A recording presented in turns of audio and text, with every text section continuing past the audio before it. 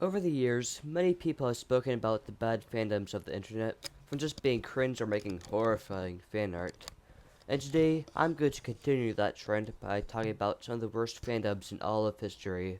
And please, oh pretty please with a cherry on top, fact check this video, since we didn't spend too much time researching for this. Alright, please enjoy. Before we begin, I would like to credit my good friend at CoolKid224 for helping me with the script of this video. If you enjoy Pizza Tower content, I'd recommend checking him out. Okay, let's go to the first, and probably the worst fandom on this list. I don't know if this counts as a fandom, but too bad, this is my video. Just kidding, y'all great years. Thank you for watching. The reason why this fandom sucks is quite simple. It's bloody slavery. Slavery was not a very pleasant thing, as you probably know. And it wasn't just America that supported this cringy fandom. Many countries enjoyed this cringe too, since many relied on cotton trade and other goodies. If you took a United States history class, that's probably all you have to know, I reckon.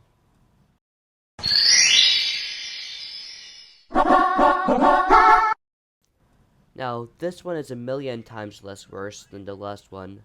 However, it was still kinda weird. Now, don't get me wrong. I think Sherlock Holmes is a very clever book series. However, some decide to take this way too seriously. There have been Sherlock Holmes societies, and while some folks are just quite interested in the series and want to learn about how the series was created, some folks were trying to discover that Sherlock and Watson were real people. Like, I think that's just going to be a lost cause at that point.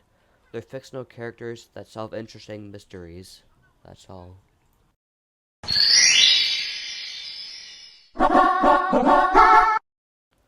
Okay, now we're going to enter the 21st century, where I hear a lot of other creators talk about these strange fandoms. The My Little Pony fandom was weird to say the least, with things such as harassment. Thinks age is just a number. I think you're onto something there. Just kidding, you're not. People, fanfic writers, jar sales going up, and white stuff also going up. Let's say that the My Little Pony fandom is just a bad part of town, but has some good people in it, like Hot Diggity Demon and Anime James for a little bit until... Well, anyways, that's just a quick summary on the fandom. I know that I probably missed a lot of stuff on the fandom, but at least it wasn't as bad as Christian. Oh well, at least it wasn't in family stuff.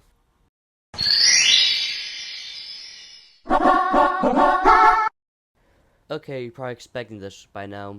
The Loud House fandom. Where would I begin? Well, we can talk about the Loud House fanfic, known as The Loud House, revamped, with 2,328 chapters. That's a lot of chapters, and that's a lot of words. Too bad, I ain't reading them. And has ended finally, but a sequel is getting worked on, so yeah, I mean, it can't be that bad. Well, maybe a little bit. But let's actually go into the fandom, like with the fan art, with the normal, the cringe but able to stand, and literally only go art on child and family, you know what I mean. And readers who maybe touched a little too much, and even the creator did some stuff.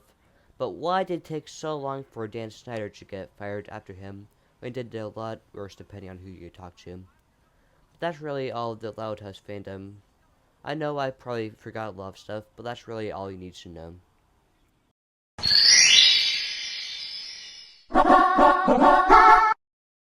Breaking news! Mathematicians have discovered that 1 times 1 equals 2. And by mathematicians, I mean some celebrity that thinks he's an absolute Stephen Hawking-like genius. Oh no! Anyways, a person named Terrence Howard has been appearing frequently over the past couple of months, explaining to random doofuses that 1 times 1 equals 2, and a bunch of other dumb crap with a bunch of dumb buzzwords. He calls this teleology and defies everything that's just common sense.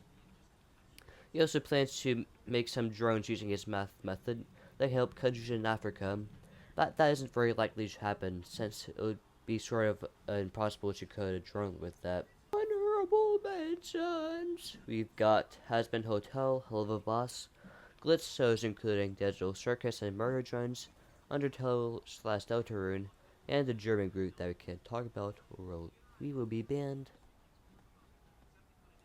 So the moral of the story is that annoying fandoms will continue to exist for the rest of time. Also subscribe to CoolKids224 who helped me with this video.